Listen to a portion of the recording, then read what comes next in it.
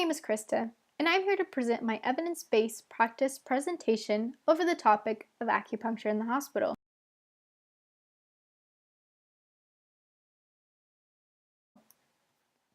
The PCOT statement I have formulated to best suit the structure of this evidence-based practice is: in patients with pain, what is the effects of acupuncture compared to opiate medication to resolve the patient's pain?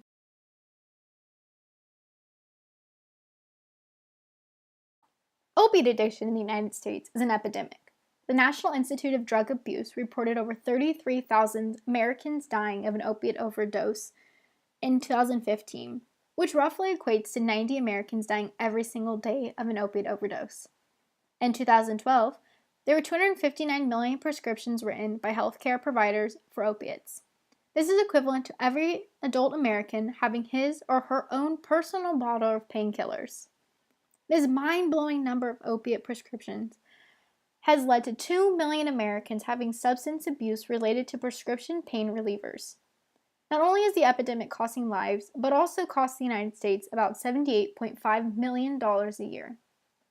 Addiction to opiates is a primary, relapsing, and chronic disease that is characterized by the effects of the nervous system and the brain responding to a reward and instant relief system. To end the epidemic, a non-pharmacological means of controlling pain that isn't addictive is the answer.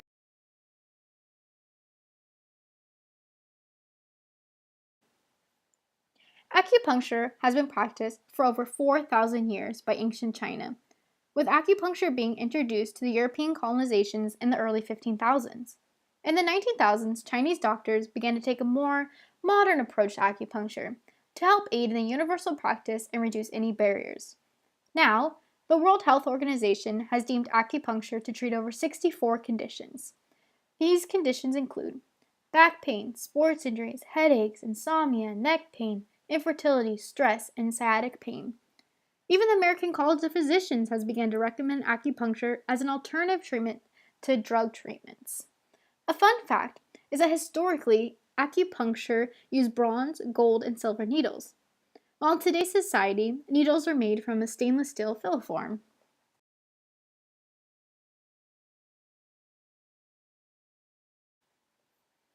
There's a significant cost comparison between acupuncture and opiates. Different opiates will cost depending on which opiate is used and the form it is given. For an example, an intravenous opiate will be more expensive than an oral opiate, even though it's the same medication. For a general understanding, we're going to look at ibuprofen, oxycodone, methadone, and buprenorphine. For an estimated weekly cost, ibuprofen will cost $10.08. Methadone will cost $126, and buprenorphine will cost $115 weekly. Per pill, oxycodone is estimated to cost $6. But for those who aren't able to get a prescription from the medication anymore, it is an estimated street cost of $12 to $40 per pill. Having an addiction of any kind can be very costly, and not only financially, but also in one's life. While acupuncture, on the other hand, is reported to cost only $1.82 per pack of needles. For an outpatient cost of wanting to see an acupuncturist, one can expect to pay between $50 to $70 per session. The frequency one will go will depend on many factors, but after a 4-week period of time, there was a 65% satisfaction rate among the pain scale. Therefore, for the long-term cost of acupuncture, we can look at a more monthly to yearly cost. From the perspective of a hospital standpoint, the cost of needles is very minimal, with the main source of cost coming from hiring a certified acupuncturist. Consequently, the cost is outweighed by the decrease of potential patient visits to the emergency department for pain. Implementing a plan for pain management outside the hospital would decrease those who suffer from chronic pain to come back to the emergency department when pain increases. The goal is for acupuncture to not only be used in the hospital, but outpatient on a regular basis.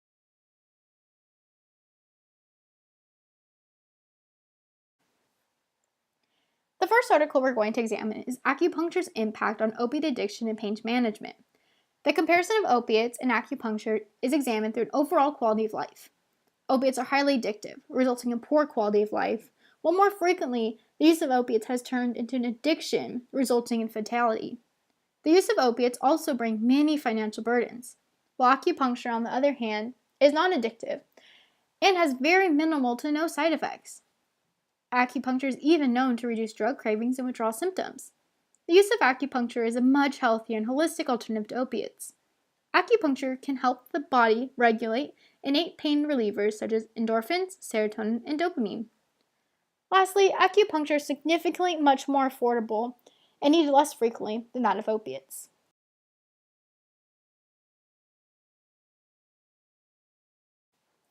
The second article is Acupuncture's Role in Solving the Opiate Epidemic, Evidence, Cost Effectiveness, and Care Availability of Acupuncture as a Primary Non-Pharmacological Method for Pain Relief and Management.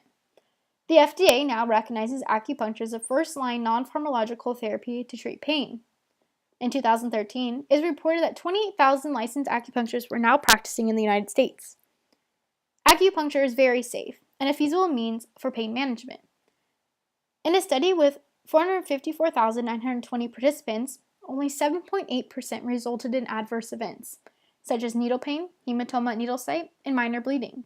In this study, the strongest evidence of where pain was best managed was back pain, neck pain, shoulder pain, chronic headaches, and osteoarthritis. In 2015, 25.3 million Americans reported suffering from chronic pain.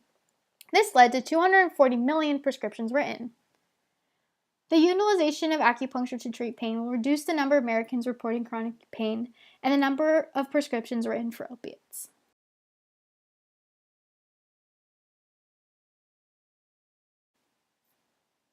The third article examined is Battlefield Acupuncture, Opening the Door for Acupuncture in the Department of Defense, Veterans Administration Healthcare. Every Department of Defense and almost all Veterans Administrations are now using ocular acupuncture to treat pain, polytrauma, PTSD, TBI, and wear and tear from wearing equipment and supplies. An example the article presents is from the Veterans Affairs, where a Marine veteran who had to medically retire after 7 years of service when he was catapulted from a vehicle that ran over an IED. The result from the trauma was the Marine now suffered from chronic pain, hypervigilance, irritability, and suicidal behavior. After the first time getting acupuncture, the Marine reported sleeping for over 7 hours for the first time since the accident. After 6 months of acupuncture, his pain level was now manageable, resulting in overall better quality of life.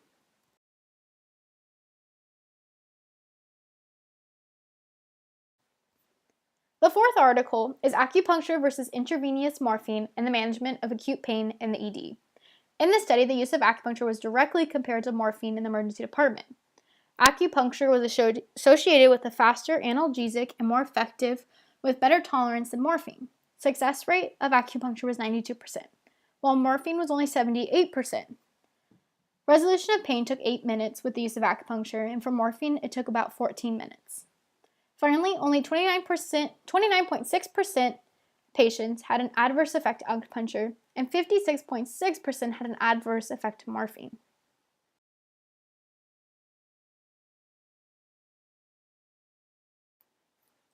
In the fifth article, the immediate analgesic effect of acupuncture for pain, the acupuncture was compared to both sham acupuncture and analgesic injections.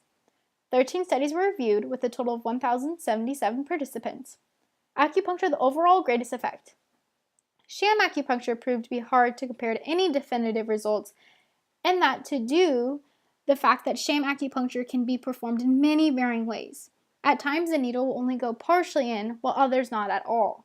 When the needle penetrates the skin, it was proven difficult to determine if this was true sham acupuncture or true acupuncture.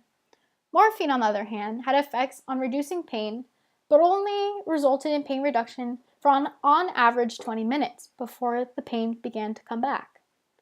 Acupuncture shows immediate effect with results lasting anywhere from 3 days to 4 months. Once again, acupuncture also proves to have minimal adverse effects, such as small hematoma and needle pain.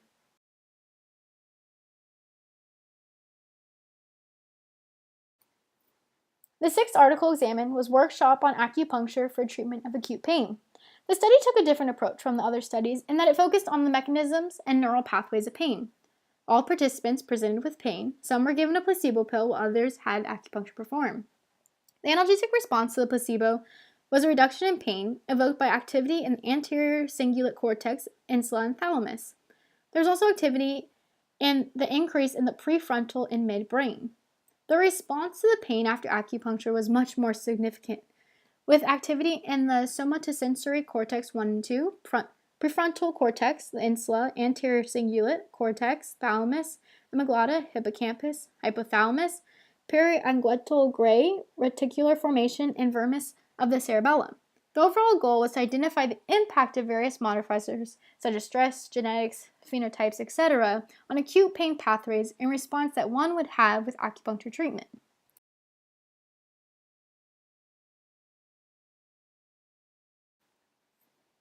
Each stakeholder is unique and plays his or her own role in the implementation of acupuncture in the hospital. Most directly affected stakeholders are the patients, who have pain and will be receiving acupuncture for the treatment of the pain. In combination with that, the healthcare provider is the stakeholder who will be the one writing the order. The certified acupuncturist will be the stakeholder performing the acupuncture, and the nurse will be the stakeholder monitoring and recording the process. The healthcare provider will be one of the biggest buy-ins in the change because they will be the one writing the order for the nurse and certified acupuncturist to treat the pain. Overall, the goal is to implement acupuncture when it's indicated, and having a team of individuals responsible to implement acupuncture on board will make the transition simplified. For example, if the healthcare provider writes an order for oxycodone to treat pain, it's the responsibility of the nurse to advocate for his or her patients and question the healthcare provider as to why the oxycodone was ordered and if acupuncture would be more appropriate. Then, an indirect stakeholder to the implementation of acupuncture is insurance companies. For patients in hospitals to expect acupuncture as a means of treating pain, insurance companies need to also be willing to identify acupuncture as a means of treating pain and also medically necessary, resulting in insurance companies covering the procedure. Reduced costs for patients in hospital is the main point for the implementation of acupuncture, and with the compliance of insurance companies, the reduced costs will be even more apparent.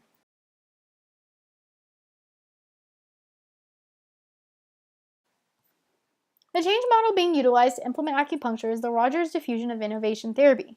This theory was developed by Everett Rogers in 1962 to explain how over time, change gains momentum and diffuses throughout different social systems. First, it's important to look at the innovation being implemented and ensure it's appropriate. To determine if it's appropriate, the social system can be reviewed. Social system for implementation is the hospital setting. The results in a communication channel of both formal and informal means of communication. The formal system is a chain of command, such as a floor nurse addressing a problem to the charge nurse, who then will talk to the assistant manager, so on and so forth, going up that chain of command. The informal communication channel is medical professionals communicating among each other hospital-wide. For example, someone on the second floor might have a friend on the fourth floor who they talk to.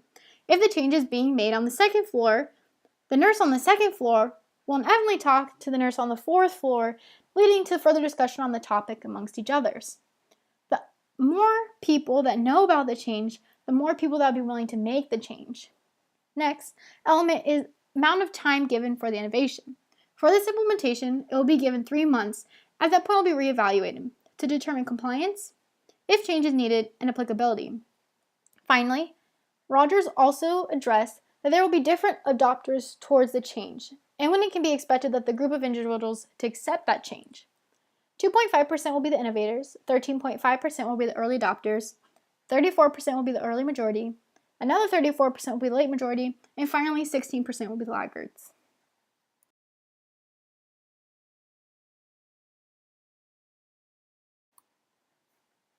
The implementation of acupuncture will be initiated at Providence St. Peter Hospital, more specifically on the acute medical telemetry unit, which is on the 5th floor of the hospital.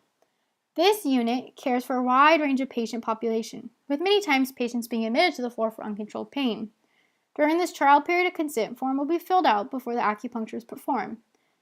This to ensure that the patient understands that they are part of a trial to treat pain non-pharmacologically.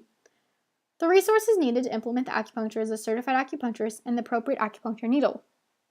The process of acupuncture begins with the patient identifying that he or she is in pain. The healthcare provider will then write an order for the acupuncture. The nurse will then have the responsibility of notifying the acupuncturist. While during that time, the nurse will take vital signs and perform a pain scale. At bedside, the acupuncturist will perform acupuncture by placing the needles in the appropriate locations for several minutes and then taking them out. After the acupuncture is completed, the nurse will once again take vital signs and perform the pain scale. Currently at Providence St. Peter, the electronic medical record system is EPIC. It's already being utilized and will be where data is collected and stored.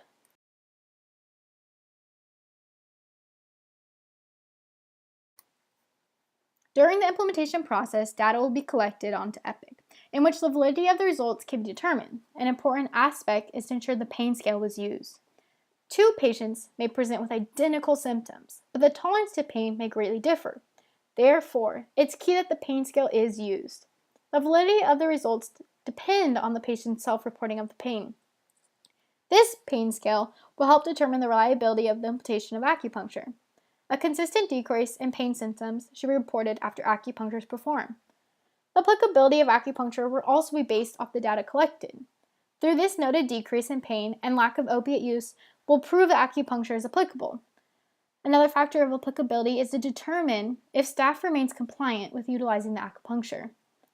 In the instance that negative results are the outcome, future research will be needed. Pain is a very wide term and can vary based on location in the body. More focused research on specific types of pain and specific locations in the body may be needed. Negative results could also be due part to barriers in using non-pharmacological means of treating pain. This is a new topic to both healthcare providers and patients. It may take an adjustment period before it's widely accepted.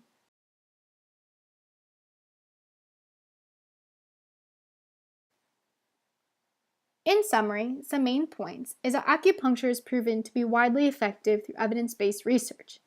Acupuncture has proven to be cost-effective, low risk with very minimal side effects, non-addictive, accepted by federal agencies, and it will decrease the number of hospital visits for pain. The implementation plan is to start using acupuncture as a means of treating pain at Providence St. Peter Hospital in the Acute Medical Telemetry Unit. The hospital will need to hire certified acupuncturists who can then implement acupuncture with a healthcare provider order. Finally, the effectiveness of the acupuncture will be determined, and it will then be decided if acupuncture is applicable to be implemented hospital-wide.